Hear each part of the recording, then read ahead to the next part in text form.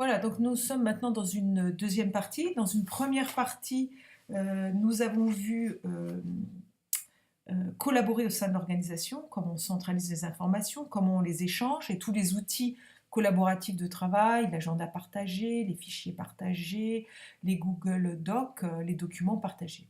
Dans une deuxième partie, partage de l'information au-delà de l'organisation, vous êtes page 68 de votre livre et page 10 de votre fichier élève. Eh bien, tout simplement, on va voir comment on va chercher de l'information à l'extérieur de l'organisation et puis comment notre information, on va aussi la diffuser à l'extérieur de l'information. Alors, sur cette première page, vous avez un certain nombre de questions qui sont assez faciles. On va vous parler de ce qu'est un wiki. Première question, qu'est-ce qu'un wiki? Donc, vous répondrez. Vous avez ici votre repère. Vous pouvez aller chercher aussi sur Internet. Tout le monde connaît Wikipédia. Donc, Wikipédia, c'est le wiki le plus connu. Et donc, vous lirez cette petite mise en situation et répondrez à l'ensemble des questions qui ne posent pas de problème.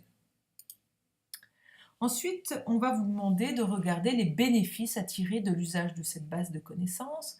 Pour ce faire, on va faire un travail, une petite mise en situation avec travail sur une recherche documentaire Légifrance. Alors sachez que déjà un travail de recherche documentaire en droit, vous aurez un vrai travail de recherche de documents à faire sur Légifrance qui est prévu en TD en droit. Alors ici, qu'est-ce qui se passe? John Lefort, qui est conseiller municipal, en fait, veut quitter le conseil municipal. Il veut démissionner parce qu'il a une mutation professionnelle. Et Madame le maire ne connaît pas les démarches à suivre pour valider cette démission. Donc elle demande à qui? Tout simplement à sa secrétaire de regarder sur Légifrance quelle procédure il faut suivre.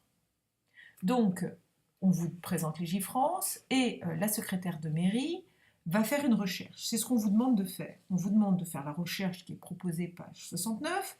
Vous allez aller sur le site de Légifrance. Vous allez essayer de trouver l'article 2121-4.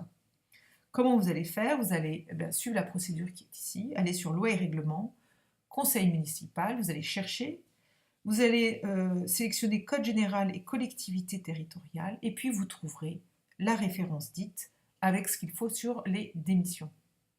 Ce qu'on va vous demander, c'est de rédiger une note, donc de répondre à la question 11 donc sur votre cours, de rédiger la note qui va expliquer quelle est la procédure à faire à Madame le maire. Donc, Jeanne Bondu répond à Madame le maire et fait une note. Cette note, je veux que vous mettiez le lieu, la date, le nom du récepteur, le corps du texte, que vous respectiez une interligne de 1,5, que vous justifiez, que vous mettiez une forme Times New Roman ou Helvetica. N'oubliez pas la formule de politesse et la signature. Quand vous avez fait ça sur votre cours, eh bien, je passerai vérifier et valider avec vous, et je vous demanderai de le faire sous Word et le déposer sous Moodle dans notre espace collaboratif. Donc ensuite, vous voyez, vous avez 12, 13, 14, vous avez ici 3 petites questions qui se rapportent au site de Légifrance. Elles ne posent vraiment pas de problème. Donc, partager l'organisation, partager l'information au-delà de l'organisation. Donc, nous arrivons aux questions 15, 16 et 17 avec un autre service qui s'appelle Mon service public. Là encore, une petite mise en situation que je vais vous demander de lire.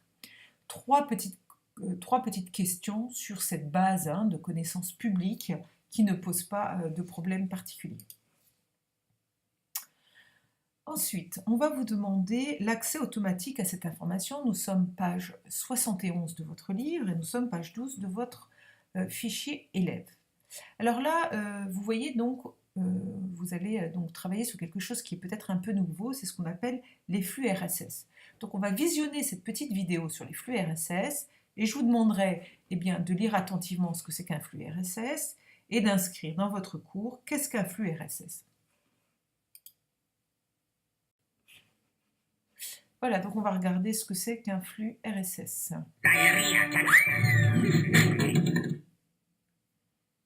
Je blogue, tu blogues, il blogue. Tous les jours, des milliers de nouveaux sites personnels d'actualité fleurissent. Mais comment suivre facilement toute cette actualité? Voyage éclair de la préhistoire du web à nos jours. Il existe deux méthodes. L'ancienne méthode, lente et compliquée. Et la nouvelle méthode, simple et rapide. Yes! Pour savoir s'il y a du nouveau sur l'un de tes sites préférés, tu vas le visiter. Mais retourner en permanence sur tes sites préférés à la recherche de la nouveauté peut te prendre beaucoup de temps. Ça, c'est l'ancienne méthode, la lente. Et maintenant, voici une nouvelle méthode révolutionnaire et beaucoup plus rapide. Grâce à un seul site qui deviendra ta page d'accueil personnalisée. Habité par les dernières actualités de tes sites préférés, trop bien! Pour recevoir les fils d'infos de tes sites préférés sur ta page personnalisée, il y a deux étapes incontournables. La première étape est de créer une page d'accueil personnalisée pour y lire les dernières actualités de tes sites. Tu peux facilement créer cette page d'accueil personnalisée sur les sites NetVibes, eGoogle ou MyYahoo. La seconde étape est d'établir une liaison entre ta page d'accueil et tes sites favoris pour recevoir toutes tes actus au même endroit. La plupart des sites proposent aujourd'hui de s'abonner gratuitement à leur fil d'infos. S'abonner à un fil d'infos, c'est fastoche. Il suffit de repérer sur tes sites préférés ces petites icônes marrantes. Celle-ci est la plus courante. Une fois que tu as repéré le fil d'infos qui t'intéresse pour ta page personnalisée, clique dessus. Il ne te reste plus qu'à t'abonner au fil d'infos ou flux de ton site préféré, qui s'affichera ensuite dans ta page d'accueil. Magique! Tu peux désormais consulter en un seul endroit toutes les actualités de tes sites préférés. Plus besoin de se disperser. Voilà, tu connais désormais les derniers trucs de pro pour suivre toute l'actu de tes sites et blogs favoris. Et maintenant, à toi de créer un blog rigolo avec des actus que ton fan club pourra suivre sans se fatiguer en s'abonnant à ton fil d'infos. Voilà, donc vous avez vu ce que c'était qu'un flux RSS et vous avez compris qu'il existe des portails sur lesquels je peux faire lier tous mes fils d'infos favoris, de mes sites favoris, qui seront mis automatiquement à jour en même temps que mon site est mis à jour. Voilà. Donc ici, Alicia Servan, elle a un portail web personnel dans lequel elle a mis un moteur de recherche, des onglets partageables, un bloc-notes et une liste d'informations issues de ses fils favoris et même sa messagerie électronique.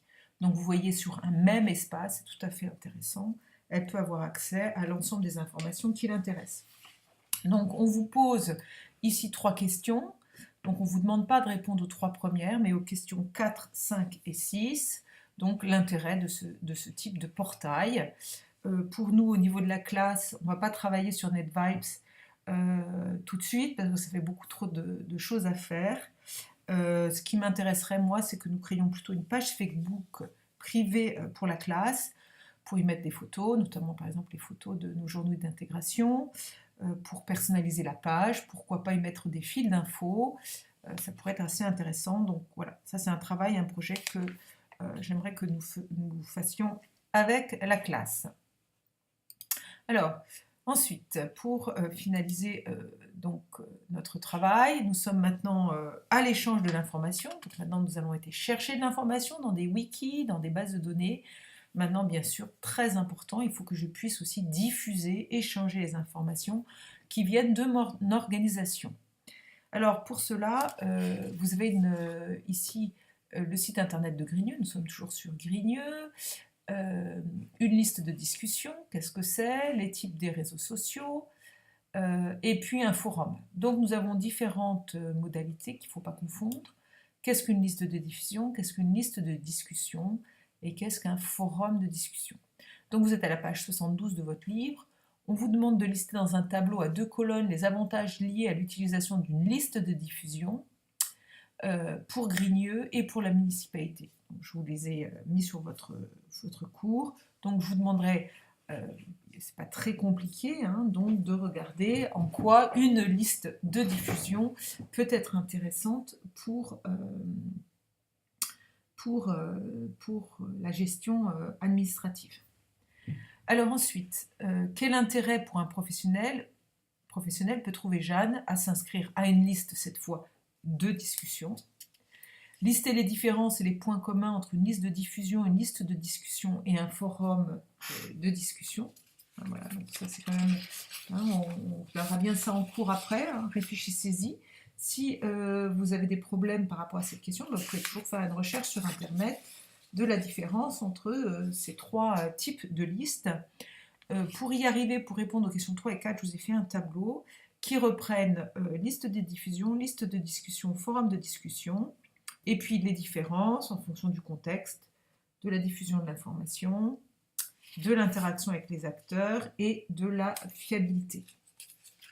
Voilà, donc un petit travail de recherche sur ces trois données, liste de diffusion, liste de discussion et forum de discussion. Que vous connaissiez bien ces trois différences. Ensuite, on vous demandera de répondre aux questions 5, 6 et 7. La différence que vous faites entre un réseau social professionnel et Canal Public, qui est le réseau social mais dédié au service public. Donc vous ferez cette petite différence finalement entre Canal Public et puis Viadeo. Donc on vous explique ça ici. Et puis la dernière question, pourquoi peut-on affirmer que, contrairement à un forum, un réseau social professionnel permet de se créer un réseau de contacts professionnels? Et vous voyez pour vous tout l'intérêt, en tout cas de découvrir ça le plus rapidement possible dans les années qui viennent pour votre orientation. Voilà, donc nous avons fini ce chapitre. Je vous demanderai pour terminer bien de réaliser comme d'habitude votre carte mentale. Quand vous l'aurez réalisée, nous essaierons donc de la partager, donc vous la partagerez avec moi pour travailler sur le partage. Et puis la meilleure carte de la classe, nous la publierons dans un espace public et je la mettrai sous Moodle pour qu'elle soit partagée avec toute la classe. Pour faire la synthèse, ici je vais demander à quelques personnes dans la classe de travailler sur ce petit schéma.